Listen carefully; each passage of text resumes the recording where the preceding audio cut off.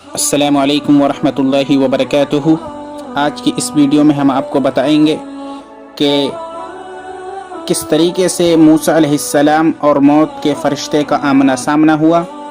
Video شروع کرنے سے پہلے آپ تمام لوگوں سے گزارش ہے کہ آپ اس چینل کو سبسکرائب کریں، ویڈیو پسند آئے تو لائک اور شیئر ضرور کریں۔ آئیے شروع کرتے ہیں۔ اللہ تبارک و تعالیٰ نے موت کے فرشتے کو موسیٰ علیہ السلام کے پاس بھیجا۔ جب موت کا فرشتہ موسیٰ علیہ السلام کے پاس آیا تو موسیٰ علیہ السلام نے ایک تھپڑ رسید کر دیا، جس کی وجہ سے اس موت کے فرشتے کی آنکھ پھوٹ گئی اور وہ اپنے رب کے پاس واپس گیا اور کہتا ہے وہ فرشتہ، حدیث کے الفاظ ہیں، ارسلتنی الی عبد لا یرید الموت، اے پروردگار عالم، تو نے مجھے ایسے بندے کے پاس بھیجا ہے جو موت کو پسند نہیں کرتا۔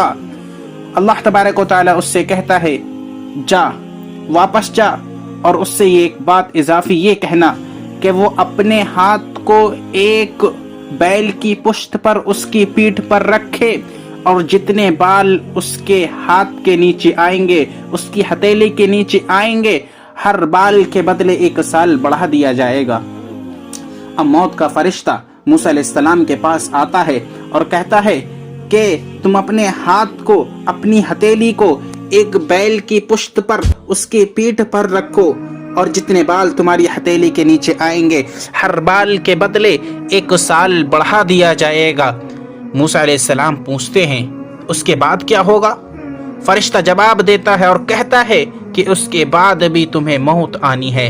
تو موسیٰ علیہ السلام کہتے ہیں کہ بعد میں موت آنے سے بہتر یہ ہے کہ ابھی موت آ جائے۔ تو مسلمانوں، اس میں پیغام دینے کا مقصد یہ ہے کہ کبھی بھی کسی وقت موت کا فرشتہ ہمارے دروازے پر آ سکتا ہے، ہمیں موت کی دعوت دے سکتا ہے، تو ہمیں ہمیشہ ہر وقت ہمہ وقت تیار رہنا چاہیے اور ہمیں زیادہ سے زیادہ نیکیاں کرنا چاہیے، تاکہ جب موت کا فرشتہ ہمارے پاس آئے تو وہ ایک اچھا سا لباس، خوشبودار لباس ہمارے پاس لے کر آئے اور اس وقت ہمارا پروردگار ہم سے راضی ہو۔